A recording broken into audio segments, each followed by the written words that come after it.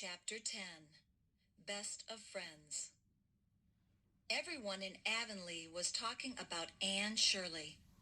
Anne was invited to recite a poem during a concert at the White Sands Hotel. Every important person from Avonlea was going to be there. Matthew had given Anne a beautiful brown dress that was made out of silk. This was Anne's first chance to wear it. At first, Anne was afraid to stand up in front of all those people and recite a sad poem. But then she saw Gilbert Blythe sitting in the crowd. Gilbert was smiling.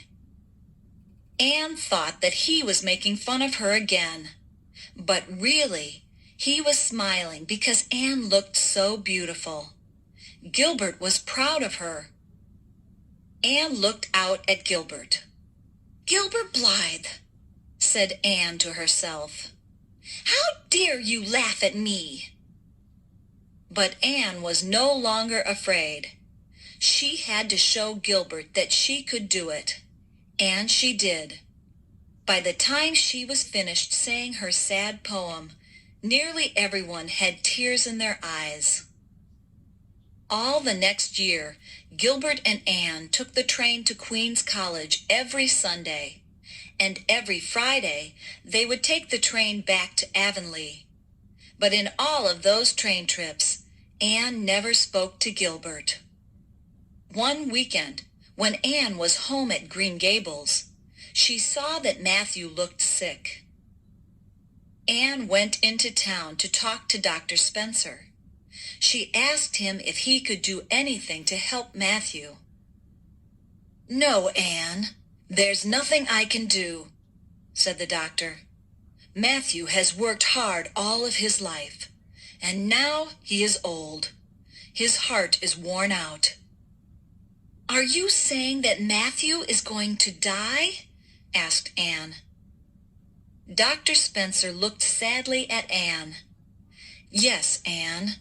Very soon it will be Matthew's time to die." Anne and Gilbert finished the teacher training at Queen's College in just 1 year.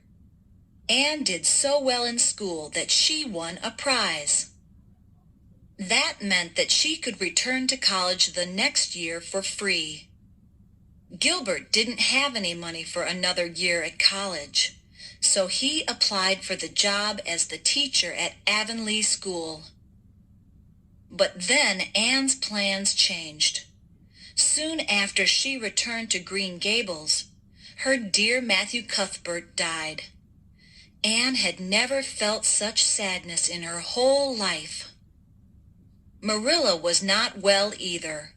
The doctors said that her eyes were bad and that she must stop reading and sewing. "Oh, Anne," said Marilla, "Matthew is gone, and I am going blind. I shall have to sell Green Gables." "Oh, no, Marilla," cried Anne. "You must never sell Green Gables. This is your home." "I'm too old, Anne," said Marilla. "You will be at the college, and I will be alone." "No, Marilla," Anne said. "I'm not going to use the prize money. I have applied for a teaching job in the next town. I can come home every weekend to be with you. I can study for my college classes at home." "But Anne," said Marilla, "I won't let you pass up this chance to go away to college." "Listen to me, Marilla," said Anne. "I have made up my mind, and you know how stubborn I can be when I make up my mind. I can be as stubborn as you, Marilla." Anne hugged Marilla, and both women laughed. When Gilbert Blythe heard the news about Anne, he went to talk to the principal of Avonlea School. He asked the principal to make Anne Shirley the teacher at Avonlea. Gilbert said that he would take the teaching job at the school in the next town. "Anne Shirley needs to be close to Marilla Cuthbert at Green Gables," Gilbert told the principal. "You are a kind young man to do this," said the principal. "I'm sure that Marilla and Anne will be grateful." Rachel Lynde was the first one to find out that Gilbert was giving Anne his job at Avonlea School. Mrs. Lynde went to Green Gables to tell Anne and Marilla the news. "But I thought that Gilbert Blythe was taking the job at Avonlea," said Anne. "Gilbert was offered the job," said Rachel. "But then he heard about you and Marilla and Green Gables. Gilbert wanted you to have the job, Anne." Anne felt happy but confused.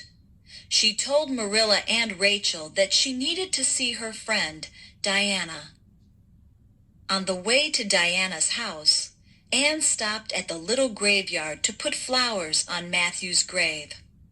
As she started to leave, she saw Gilbert Blythe. In that moment, Anne forgot about all of the anger that she had felt for Gilbert. She saw him as the kind and caring young man that he had been all along. Anne walked up to Gilbert and held out her hand. "Gilbert, I want to thank you for giving me your job," she said. "I was happy to do it for you, Anne," said Gilbert. "Do you think that we could be friends now?" he asked.